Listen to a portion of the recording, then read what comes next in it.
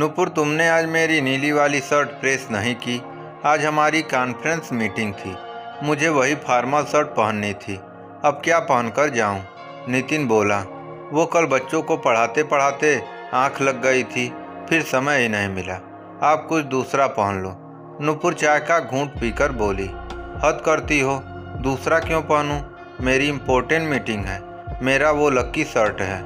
आज डील मैं वही पहनकर करूँगा। तुम चाय बाद में पी लेना, पहले मेरी शर्ट आयरन करो। नितिन बोला। नुपुर को अच्छा नहीं लगा। नितिन को इतना भी धैर्य नहीं कि कोई कुछ खा पी रहा हो तो उसे टोककर अपने काम में नहीं लगाते। कहने को नितिन बड़ी अच्छी कंपनी में कार्यरत था, ऊंचा ओहदा भी था तो ऊंचे शौक भी। घर की हर चीज़ उसे परफेक्ट चाहिए होती थी। नुपुर, ये क्या, ये फाउंटेन शो पीस के पास इतनी धूल क्यों जमा है? मुझे मेरे घर में साफ सफाई पसंद है, आज इसे साफ कर लेना। टाई को रुआब से बांधकर नितिन साहब पत्नी के लिए फरमान जारी करते हुए चले गए। नुपुर, मुझे वो डील मिल गई है। आज शाम को ऑफिस के कुछ दोस्त और बास घर पर आएंगे दावत के लिए। तुम 10 से 15 लोगों के हिसाब से खाने का अरेंजमेंट देख लेना और ध्यान रहे घर की साज सज्जा में कहीं कोई कमी न रहे, सब चीज़ परफेक्ट हो। बच्चों को भी बता देना। कहते हुए नितिन ने फ़ोन रख दिया। नुपुर जल्दी से खाने की तैयारी करने लगी। एक तरफ बच्चों के भी मंथली एग्जाम थे, दूसरी तरफ पकवानों की लिस्ट भी थी। फटाफट हाथ चलाकर सब काम करने लगी। शाम होते होते वो बहुत थक गई थी। मम्मी, जल्दी से मुझे मैथ्स के सवाल समझा दो, कल पेपर है, बेटे अक्षय ने कहा। वो बच्चों को पढ़ाने लगी। इतने में ही मेहमानों की दस्तक हुई। नमस्ते भाभी जी, क्या हुआ, बड़ी थकी सी लग रही हैं आज, तबीयत ठीक नहीं है क्या? ऑफिस के कलीग ने कहा।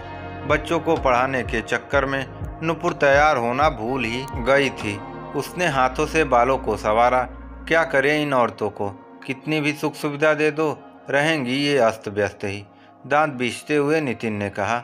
नुपुर तुरंत कमरे में दौड़ कर गई और नया सलवार सूट पहना।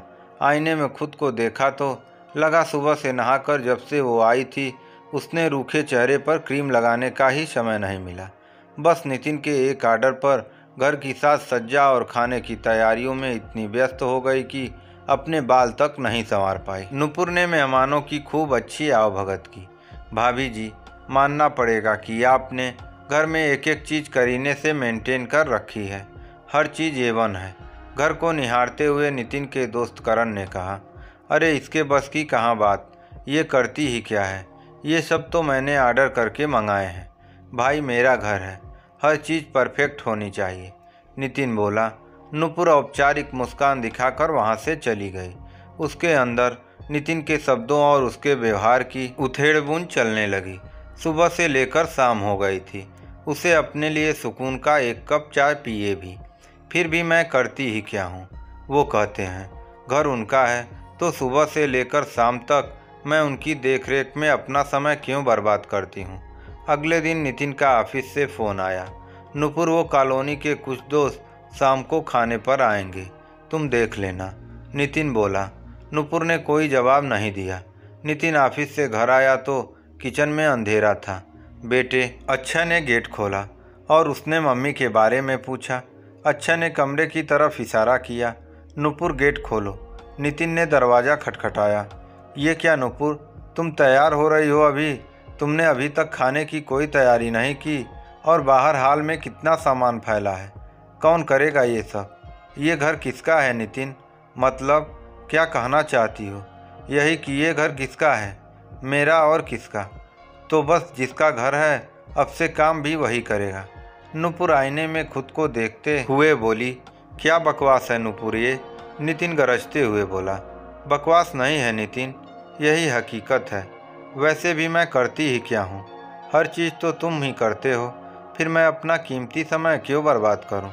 अरे सुनो, आज तो मैं ठीक से तैयार हुई हूँ ना, अस्त व्यस्त तो नहीं दिख रही ना? आईने में खुद को निहारते हुए नुपुर ने व्यंग करते हुए कहा। नितिन की नज़रें नीचे हो गई। उसे अब अपने कहे पर पछतावा होने लगा। इंसान का यह स्वभाव है, जब तक उसे सच्चाई का आईना न दिखाएं, वो चीज़ों को स्पष्ट रूप से देखता ही नहीं। सॉरी नुपुर, मुझे कल तुम्हारे साथ वैसा व्यवहार नहीं करना चाहिए था। तुमने सही कहा कि असल में तो घर को औरतें ही चलाती हैं। हम पुरुष तो बस पैसों से हर चीज़ को तौलते हैं। हकीकत में अगर तुम औरतें हमारा तन मन से सहयोग न करें तो एक दिन भी अच्छे से न गुजरे। निस्वार्थ भाव से तुम अपने आप को समर्पित करती हो। अगर हो सके तो कल के लिए मुझे माफ़ करना। नितिन ने भावुक होकर दोनों हाथ जोड़कर कहा। दोस्तों, आज भी समाज में औरतों को यही सुनने को मिलता है कि ये घर मेरा है और मेरे हिसाब से चलेगा। आपको ये कहानी कैसी लगी कमेंट बॉक्स में ज़रूर कमेंट करें।